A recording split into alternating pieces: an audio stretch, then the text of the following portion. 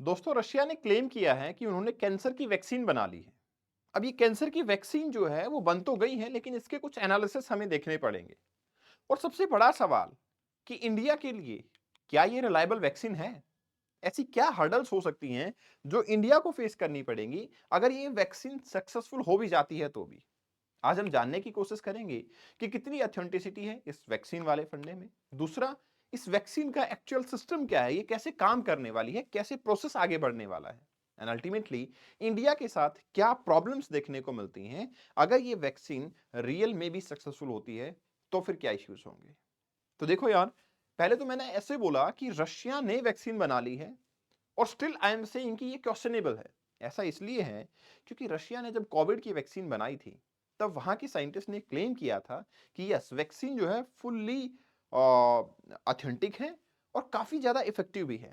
But जब data की बात आती है तो हमें ये देखने को मिलता है कि रशिया और चाइना से डेटा कंपैरेटिवली हमें कम मिलता है। चाइना की हालत तो काफी ही वर्स्ट है, लेकिन रशिया से भी डेटा जो है वो कहीं ना कहीं कम ही नजर आता है। ऑथेंटिसिटी उस लेवल पे मेंटेन करना काफी मुश्किल हो जाता है।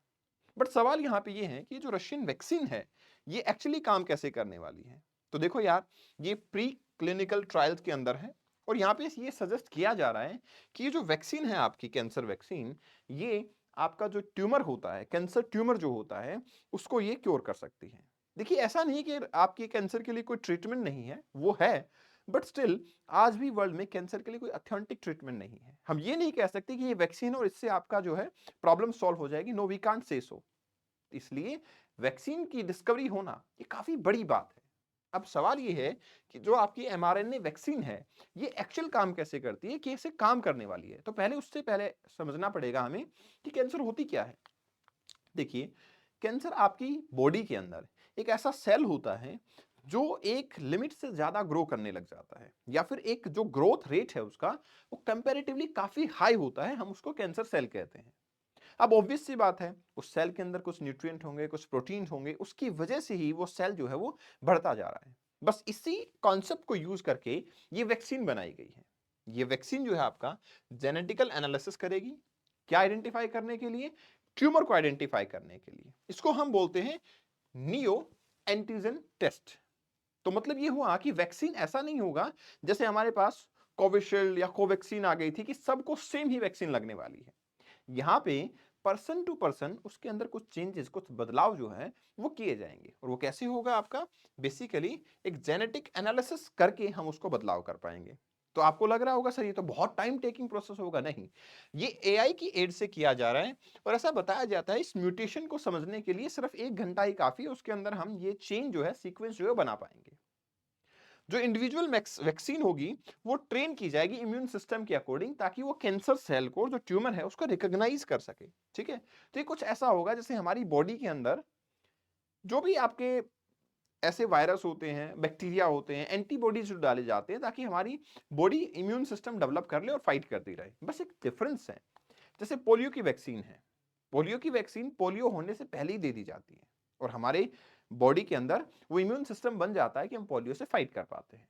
यहां प्रॉब्लम ये है कि ये जो वैक्सीन मिलेगी, ये वैक्सीन कैंसर होने के बाद में ही वो असर दिखा पाएगी, क्योंकि आइडियली उसी सेल को हमें आइडेंटिफाई करना है, उसी सेल के अगेंस्ट हमें अटैक करवाने हैं। प्लान तो ये है कि इस वैक्सीन का रशिया में नेक्स्ट ईयर से फ्री डिस्ट्रीब्यूशन जो है वो स्टार्ट हो जाएगा। अब क्या चैलेंजेस और क्या लिमिटेशन है? चैलेंजेस और लिमिटेशन ये हैं, सबसे पहले तो lack of detailed data efficacy, कि रशिया में जो वैक्सीन बन रही है उसका कितना ट्रायल हुआ है, कितना बड़ा सैंपल स्पेस रखा गया है, वो हमारे पास ऑप्शंस अवेलेबल नहीं है। जैसे कि स्पुतनिक था, कोविड के टाइम पे वैक्सीन बनाई थी, उस टाइम पे भी हमें ये देखने को मिला कि ट्रांसपेरेंसी के कंसर्न जो है, यस डेफिनेटली उस टाइम पे थे। और चाइना ने तो हद ही कर रखी थी, उनकी वहां तो ट्रांसपेरेंसी नाम की कोई चीज थी ही नहीं। एक्सपर्ट्स का ये कहना है कि देखो, विदाउट कॉन्क्रीट एविडेंस ये क्लेम करना एक्चुअली एक चैलेंजिंग सिचुएशन तो है, चैलेंजिंग पोजीशन तो है। सवाल ये है कि ये वैक्सीन कैसे काम कर रही है। चलो ठीक है, हम मानते हैं कि ये वैक्सीन काम कैसे कर रही है ये। तो देखो, जैसे प्रिवेंटिव वैक्सीन होती है, अभी मैंने बताया कि पोलियो की वैक्सीन है, पोलियो होने से पहले दे दी जाती है और फिर वो पोलियो को कॉज कर देती है, ठीक कर देती है अगर हुआ तो। लेकिन यहाँ ऐसा नहीं है, ये जो है आपकी एग्जिस्टिंग कैंसर सेल्स को ही टारगेट करेगी। तो आइडियली पहले वो बंदा सफर कर रहा है, ये हमें देखना पड़ेगा। इम्यून सिस्टम को एनहांस करेगी और हमारे ट्रीटमेंट की आउटकम्स को पॉजिटिव रिस्पॉन्स मिलेगा। ठीक है ना? तो हमारे पास ये इफेक्टिवनेस जो है वो भी अलग-अलग कैंसर के टाइप्स के अकॉर्डिंग वेरी होगी। जैसे कि कैंसर की टाइप का मतलब ये है कि भई आपका किस सर्वाइकल कैंसर है, किस टाइप का कैंसर देखने को मिलता है, उसके ऊपर देखने को मिला लीवर कैंसर है, किस टाइप का कैंसर देखने को मिल रहा है, उसकी एफिकेसी के ऊपर भी डिपेंड करेगा। अब ये नियो एंटीजन क्या है? देखो, यार जो भी आपकी कैंसर सेल होंगे उनमें जो प्रोटीन मिलेगा, the protein found only in the cancer cell, वो हमारे इम्यून सिस्टम को एक अलर्ट भेजेगा। ठीक है, हमारा इम्यून सिस्टम जो आपके प्रोटीन आपकी कैंसर सेल में प्रेजेंट है उनके लिए एक अलर्ट हमारी बॉडी में क्रिएट करेगा।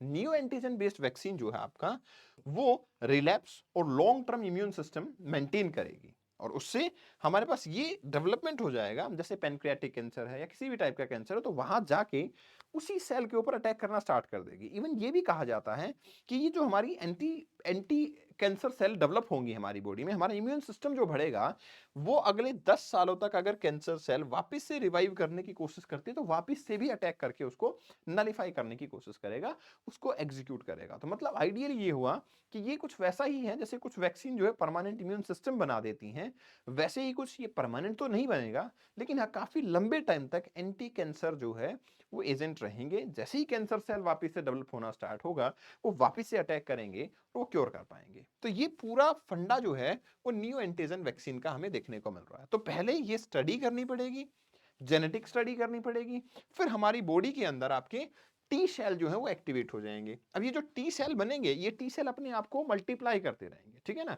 ये अपने आप को एक्टिवेट करेंगे, मल्टीप्लाई करेंगे और जो भी आपके कैंसर सेल हैं उनको वो खत्म कर देंगे, they will be vanished out. ये प्रोसेस जो है यहाँ पे देखने को मिलेगा। सवाल यहाँ पे ये है कि क्या करंटली कैंसर के लिए कोई वैक्सीन है ही नहीं? देखिए वैक्सीन तो है लेकिन नॉट दैट मच इफेक्टिव। ठीक है, एफडीए ने 2010 में प्रोस्टेट कैंसर के लिए वैक्सीन को अप्रूव कर दिया था। बट इससे क्या होता है, इससे होता ये है कि ऐसा नहीं है कैंसर ठीक हो जाता है, लेकिन हाँ जो सर्वाइवल चांसेस हैं वो 4 to 5 मंथ बढ़ जाते हैं। ये सिर्फ देखने को मिलता है उसमें, अगर हमारे इम्यून सिस्टम ने रेस्पॉन्स किया तो हम जीत जाते हैं, अदरवाइज बेसिकली हमारी बैटल जो है वो हम हार भी जाते हैं। नाउ डेज कैंसर के केसेस जो है काफ़ी ज़्यादा ही बढ़ते जा रहे हैं और वो हमारे लिए काफ़ी चैलेंजिंग हो गया है, इसलिए इसके ऊपर रिसर्च जो है वो काफ़ी ज़रूरी भी है। राइट। अब सवाल यहाँ पे चैलेंजेस का ये भी है कि कॉस्ट एंड फिजिबिलिटी, और यही चैलेंजेस इंडिया के साथ में है। पहला तो इंडिया की पॉपुलेशन इतनी बड़ी है, सबका जेनेटिकल स्टडी करना, उसी हिसाब से vaccine banana, you know that हमारे सिस्टम के हिसाब से ये कितना इनएफेक्टिव हो सकता है। फिर सवाल कॉस्ट का आता है, high cost expected for the new treatment. ये हमारी कॉस्ट जो है वो काफी हाई होगी, तो ये कॉस्ट बेनिफिट रेशियो जो है वो आ पाएगा नहीं आ पाएगा, क्या हर कोई बंदा इसको अफोर्ड कर पाएगा या नहीं कर पाएगा, ये भी एक प्रॉब्लम है। वैक्सीन जो है प्रिवेंटेबल नहीं है।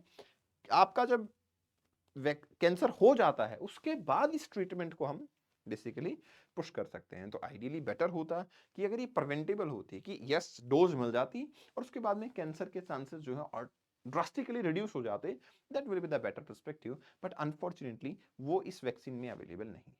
तो देखिए यार, कंक्लूजन यही है कि आपकी जो वैक्सीन है वो डेवलप तो हुई है, that is which is there in the media, there in the Russian administration, but उसकी ऑथेंटिक डेटा उस पर भी सवाल है, उसके साथ साथ में एफिकेसी पे भी सवाल है, और फिर उसकी अफोर्डेबिलिटी पे भी सवाल है। और इंडिया के अंदर इतनी बड़ी पॉपुलेशन पे इसको इम्प्लीमेंट कर पाना, तो क्या वो फिजिबल होगा या नहीं होगा, ये भी एक बहुत बड़ा क्वेश्चन अभी देखने को मिल सकता है। ओके, आपकी क्या राय है? क्या कितनी ऑथेंटिसिटी इस पे देखने को मिल सकती है? क्या आपको लगता है कि ये राइट वैक्सीन होगी? पीछे की हिस्ट्री अगर हम रशिया की देखें वैक्सीनेशन के लिए, डेटा जो उन्होंने शेयर किया उसके बेसिस पे, share your thought in the comment section. इस सेशन की पीडीएफ को डाउनलोड करना चाहते हैं तो यहाँ से कर सकते हैं। Kapil Bhardwaj for you, this is my insta handle. अगर आप आंसर राइटिंग प्रैक्टिस भी करना चाहते हैं तो you can go there over the Telegram channel, और वहाँ पे बहुत सारे क्वेश्चंस आपको मिलेंगे, मॉडल आंसर भी मिलेंगे। आप अगर अपना आंसर लिखते हैं, सबमिट करते हैं, तो वो आपका इवेलुएट भी होगा। Thank you very much, best wishes.